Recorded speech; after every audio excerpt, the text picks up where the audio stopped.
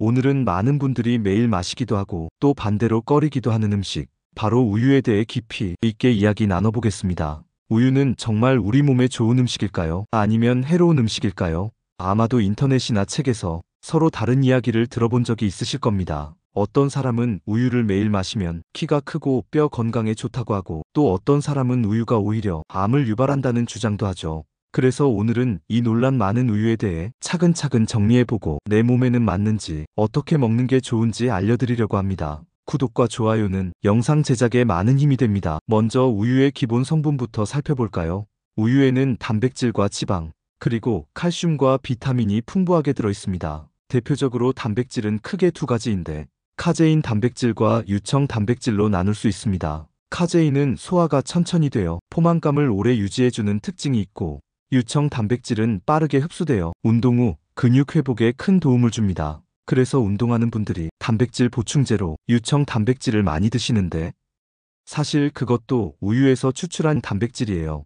또 우유에는 칼슘과 비타민 D가 들어있어서 뼈 건강에 도움이 됩니다. 성장기 아이들이나 청소년에게는 키 성장과 치아 형성에 중요한 역할을 하고, 성인이 된 후에도 골다공증 예방에 효과적이라고 알려져 있습니다. 게다가 칼륨과 마그네슘 같은 미네랄도 들어있어서 혈압 조절에도 긍정적인 역할을 한다는 연구도 있습니다. 그런데 여기서 중요한 질문이 하나 생깁니다. 이렇게 좋은 성분이 많다고 알려진 우유가 왜 어떤 사람에게는 해롭다는 이야기가 나올까요? 그 대표적인 논란이 바로 우유와 암의 관계입니다. 몇몇 연구에 따르면 우유를 많이 마시는 사람들에게서 유방암이나 전립선암 발병률이 높게 나타났다고 합니다. 이때 주목된 것이 바로 IGF-1이라는 호르몬인데요. 인슐린 유사 성장 인자라고 불리는 이 호르몬은 세포 성장을 촉진시키는 역할을 합니다. 그런데 세포가 빨리 자라는 게 항상 좋은 건 아니죠. 정상 세포뿐만 아니라 암세포 성장도 촉진할 수 있기 때문에 논란이 생기는 겁니다. 하지만 반대되는 연구도 많습니다. 우유 속 칼슘과 비타민 D가 오히려 대장암 위험을 낮춘다는 결과도 있습니다. 실제로 세계보건기구와 식량농업기구가 발표한 자료에서는 우유와 암의 관계가 아직 확실하게 증명되지 않았다고 결론을 내렸습니다. 즉, 우유가 무조건 암을 일으킨다거나 무조건 안전하다고 말할 수는 없는 상황입니다. 결국 중요한 건 내 체질과 건강 상태에 맞춰 적절히 섭취하는 것이겠죠. 여기서 체질 이야기를 조금 더 해보겠습니다. 한국인 포함 동양인들에게 흔히 나타나는 것이 바로 유당불내증입니다. 우유에 들어있는 유당은 소장에서 락타아제라는 효소가 있어야 분해할 수 있는데, 성인이 되면서 이 효소가 줄어드는 경우가 많습니다. 그래서 우유를 마시면 속이 더부룩하거나 설사복통을 경험하는 분들이 많은데요.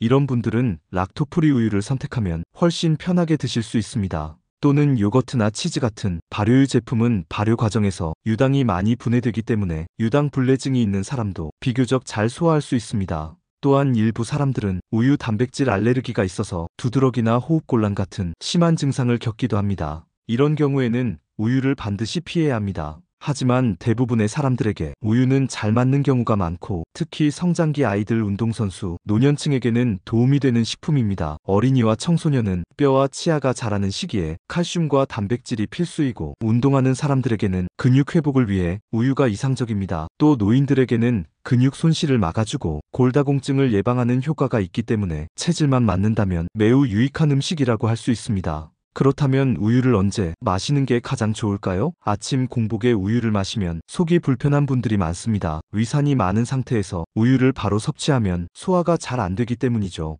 그래서 아침 공복보다는 식사와 함께 혹은 간식으로 드시는 게 낫습니다. 운동 직후에 우유를 마시는 건 매우 좋습니다. 유청 단백질과 탄수화물이 근육 회복을 도와주고 글리코겐을 빠르게 보충해주기 때문이죠. 또 잠자기 전에 따뜻한 우유 한 잔은 숙면에 도움이 될 수 있습니다. 우유에는 트립토판이라는 아미노산이 있는데, 이 성분이 멜라토닌 생성에 관여해서 잠이 잘 오게 해줍니다. 그럼 얼마나 마셔야 적당할까요? 일반적으로 성인에게 권장되는 섭취량은 하루 한두 잔 정도입니다. 한 잔은 약 200ml이니 하루 200에서 400ml 정도가 적당합니다. 우유에 대한 흔한 오해도 한번 짚고 넘어가죠. 첫째, 성인이 되면 우유는 필요 없다라는 말이 있는데 사실 그렇지 않습니다. 성인도 뼈 건강과 근육 유지에 도움이 됩니다. 둘째, 특정 맛이 있는 우유가 더 좋다라는 생각이 있는데, 사실 이런 우유에는 당분이 많이 들어있어서 건강에 오히려 해롭습니다. 셋째, 무지방 우유가 무조건 건강하다고 생각하는데,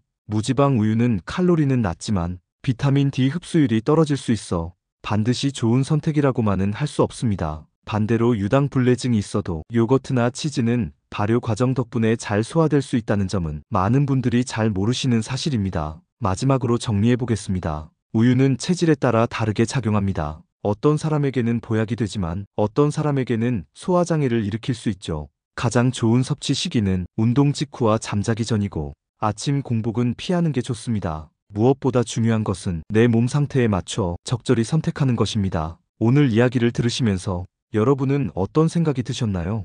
우유가 잘 맞아서 즐겨 드시는 편인가요? 아니면 소화가 안 돼서 피하시는 편인가요? 여러분의 경험을 댓글로 공유해 주시면 서로 도움되는 이야기를 나눌 수 있을 것 같습니다. 오늘 내용이 도움이 되셨다면 구독과 좋아요 잊지 말아주시고 다음 시간에도 더 유익한 건강 이야기로 찾아뵙겠습니다.